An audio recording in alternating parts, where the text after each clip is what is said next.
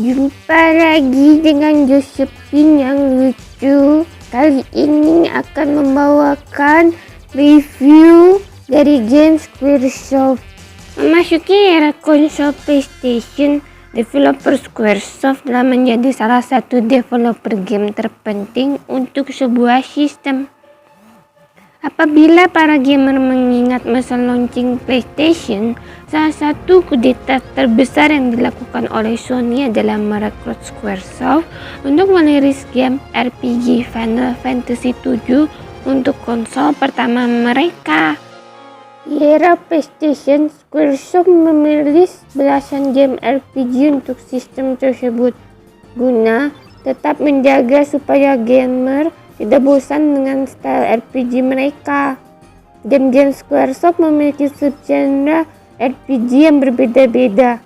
Untuk RPG klasik, mereka punya game seperti seri Final Fantasy numeral, Xenogears maupun Chrono Cross. Lantas untuk subgenre strategi RPG, mereka punya Final Fantasy Tactics dan seri Front Mission. Gamer yang suka action RPG pun dimanjakan dengan Legend of Mana dan Brave Fencer Musashi. Singkat kata, kalau kamu menggemari genre RPG, kamu pasti pernah menjajal game garapan Squaresoft. Mereka adalah dewa RPG di masa itu.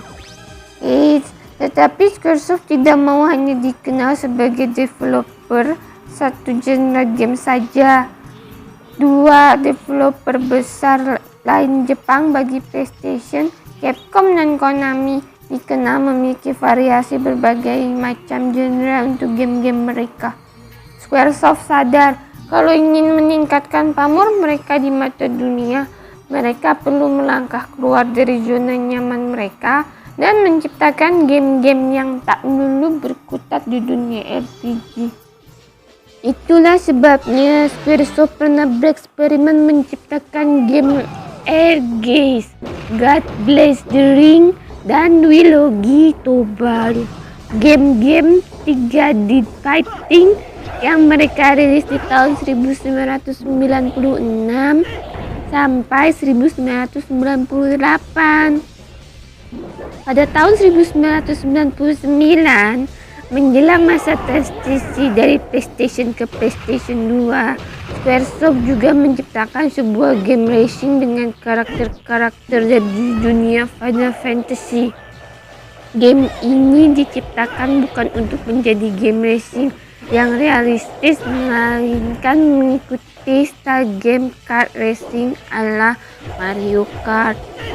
Guna menggait atensi para gamer, Squaresoft menggunakan maskot imut Final Fantasy, tunggangan dari para hero Final Fantasy. Si burung kuning kini mendapatkan game racingnya.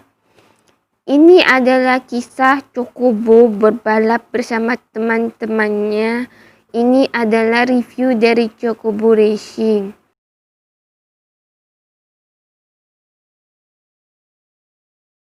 Squaresoft tentunya bukan developer yang asing dengan genre racing. Para gamer yang familiar dengan sejarah Squaresoft tahu bahwa sebelum perusahaan ini menciptakan game paling ngetopnya Final Fantasy, karya mereka yang paling terkenal adalah game racing di NES, Red Racer, dirilis di Jepang dengan judul Highway Star. Pada tahun 1992, Super Mario Kart yang dirilis oleh Nintendo menjadi pionir sebuah subgenre racing yang baru, kart racing. Game ini dipuji baik oleh kritikus maupun gamer dan dinobatkan menjadi salah satu game terbaik dan terlaris di SNES. Kekreatifan dari Nintendo memasukkan elemen game Mario semacam Koopa Shell ditambah dengan keseruan melihat para karakter Mario adu balap membuat banyak gamer merujuk pada game ini sebagai salah satu pengalaman multiplayer terbaik di SNES. Di zaman sekarang, Sudah ada banyak sekali entry dalam kart racing.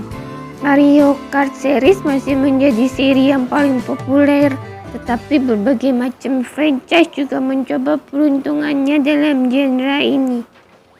Sega dengan Sonic and All-Stars Racing, Sony dengan Mod Nation Racing, Crash Bandicoot dengan Crash Team Racing, bahkan Toy Story saja punya Toy Story Racer.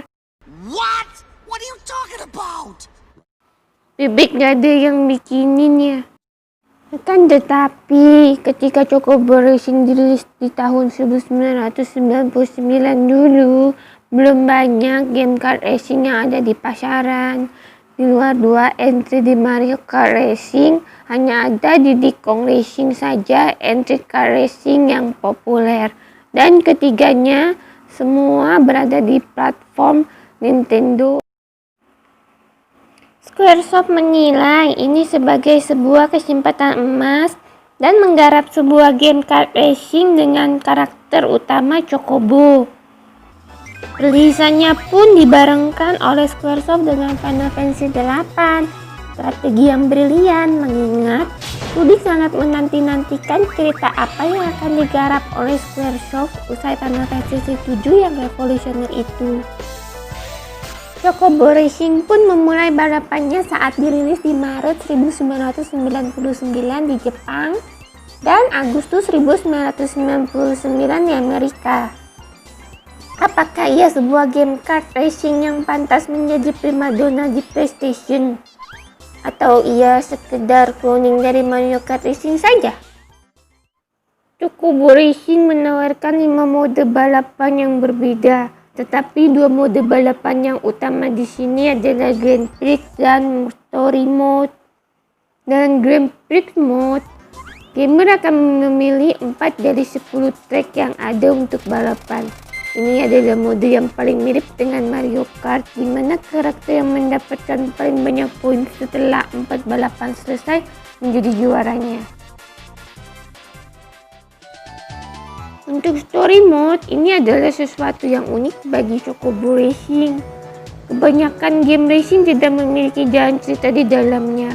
Tetapi karena Squaresoft ada developer dengan akar RPG, mereka tak bisa menahan godaan memasukkan unsur cerita dalam game ini. Tentu saja jangan mengharapkan jalan cerita seperti Final Fantasy atau Xenogears di sini ya. Jalan cerita di Chocobo Racing terbilang sederhana, tetapi dituturkan secara artistik dengan menggunakan buku cerita pop-up. Menyelesaikan story mode akan menghadiahkan kepada gamer lagu cantik Diamonds in My Heart yang memiliki 2 versi, Jepang dan Amerika, yang kedua-duanya sama-sama heartwarming. Tapi yang lebih penting, menyelesaikan story mode akan memberikan gamer kesempatan untuk menciptakan racer mereka dengan kostumisasi status tersendiri serta membuka karakter-karakter tersembunyi di dalam game ini. Walaupun Chocobo Racing hanya memiliki 8 karakter yang bisa dipakai di awal game, Squaresoft menyelipkan banyak sekali hidden karakter yang bisa di-unlock di dalam game ini, termasuk ikon-ikon game RPG mereka semacam Squall, Cloud, dan ayah dari Parasite Eve. Sebagaimana halnya Mario Kart memasukkan tema-tema game Mario ke dalam game racingnya, begitu juga Chocobo Racing memasukkan banyak elemen RPG Final Fantasy di dalamnya. Di dalam trek balapan, gamer akan mendapatkan berbagai macam Magic Stone yang bisa mereka pakai untuk menyerang karakter lainnya. Magic ini mengambil konsep dari Final Fantasy dengan nama Fire, Blizzard, Thunder, Mini, dan banyak lainnya. Bebek punya temen namanya Mini loh. Akan tetapi, ada yang membuat kemampuan Magic ini unik dibandingkan penggunaan item di Mario Kart, yaitu kemampuan mengupgrade Magic-mu. Kalau kamu mengumpulkan satu Magic Stone Fire, kamu bisa mengeluarkan jurus Fire. Kalau kamu mengumpulkan 2 Magic Stone Fire, jurus itu akan diupgrade menjadi Fira. Kalau kamu sanggup mengumpulkan sampai 3 Magic Stone Fire, jurus yang keluar nantinya adalah Viraga, jurus api terkuat yang bisa menyerang semua musuhmu. Ini memberi gamer sistem risks and reward di dalam game ini. Apakah kamu akan menyimpan jurusmu untuk di-upgrade dan dikeluarkan nanti? Atau kamu langsung mengeluarkan jurusmu dulu sekarang untuk mencegah lawan mengejar dan menjauhimu? Di luar berbagai jenis Magic Stone yang ada di track balap, setiap karakter juga bisa memakai skill. Skill berbeda dengan Magic Stone ya, karena dalam balapan mereka secara otomatis akan terisi sendiri. Bila skill bar sudah terisi penuh, maka gamer bisa mengeksekusi skill tersebut. Setelah gamer memakai skillnya, skill bar akan kembali kosong dan terisi ulang lagi. Skill yang ada di dalam game ini ada bermacam ragam, mulai dari dash, sebuah kemampuan untuk melakukan kecepatan turbo secara sementara, kemampuan untuk mencuri salah satu Magic Stone milik lawan, sampai barrier, kemampuan untuk menetralisir serangan magic musuh kepadamu. Sayangnya tidak semua skill di dalam game ini diciptakan adil. Ada beberapa skill yang jelas-jelas lebih kuat ketimbang skill lainnya. Contohnya adalah skill flap yang mengizinkanmu terbang dan menghindari rintangan di tanah.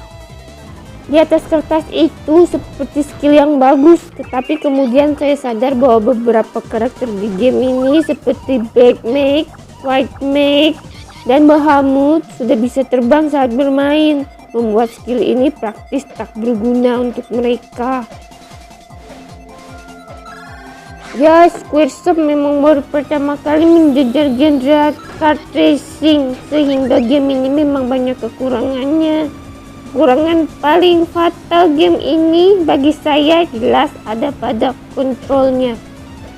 Desain dari beberapa track di dalam game ini termasuk sulit dinavigasi, sehingga sebaik apapun kalian membalap, hampir pasti akan menabrak atau jatuh keluar di bagian tertentu.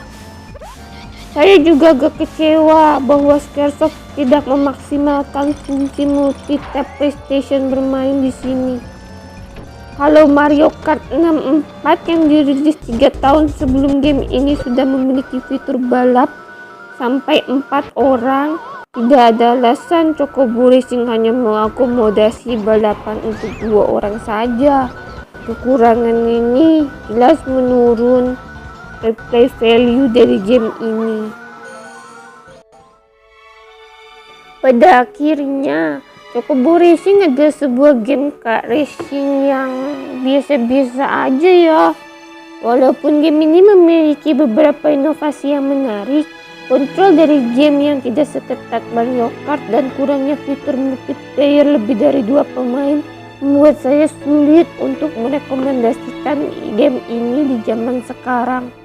Apalagi karena sudah ada jauh lebih banyak game kart racing modern yang lebih kompeten. Pun begitu, saya punya memori yang sangat indah dengan game ini. Di masa kecil dulu, saya adalah pecinta dari game JRPG dan fans berat dari developer Squaresoft. Memainkan sebuah game car racing dengan para karakter Final Fantasy jelas sebuah dream come true pada masanya. Apalagi setiap track di dalam game ini diisi dengan musik-musik gubahan Nobuo Uematsu yang di-arrange ulang oleh Kenji Ito supaya lebih masuk dengan soundtrack game racing. Kualitas grafis dari game ini pun digarap secara kompeten untuk tahunnya. Saya terkesan bahwa grafis game ini masih terlihat enak dipandang di mata, padahal rata-rata game dengan grafis 3D polygon dari era tersebut tidak aging dengan baik ke masa sekarang. Dan kualitas translasi game ini pun tergolong cukup baik. Tidak heran, karena tim lokalisasi Squaresoft adalah salah satu yang terbaik pada zaman dulu.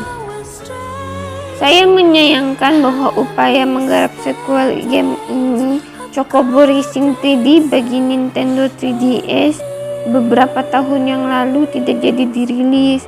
Saya pribadi menilai bahwa Chocobo masih seorang ikon yang cukup terkenal di dunia game, dan game racing bertokoh utamakan para karakter Final Fantasy masih bisa menjual. Yeay, kalau Square Enix bisa menggarap sebuah game Final Fantasy dengan genre rhythm dan genre fighting, kenapa tidak dengan genre racing? Pada akhirnya, saya hanya akan menjalankan game ini untuk dimainkan oleh mereka yang benar-benar fans berat dari game genre kart racing atau RPG Final Fantasy.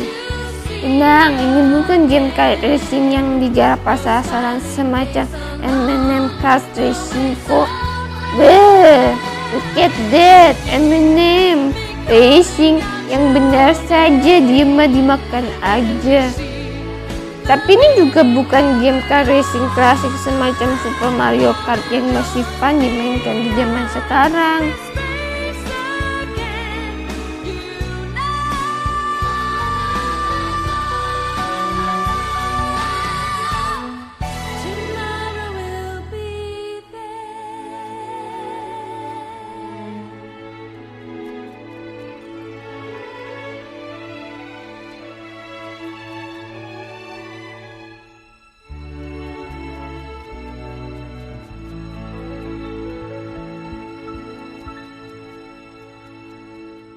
For what it is, skorku untuknya cukup 6.